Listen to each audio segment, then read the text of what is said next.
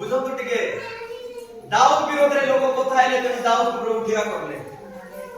কার বিরোধে যদি কথা অছন্তি বলে প্রভু তাকে ঠিয়া করিলে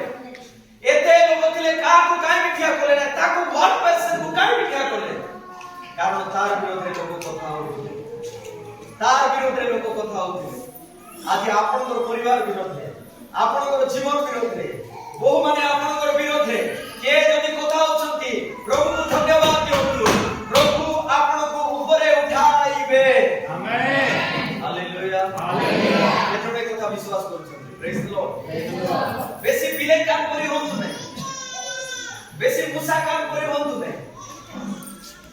মুসা কাম কেমনে क्या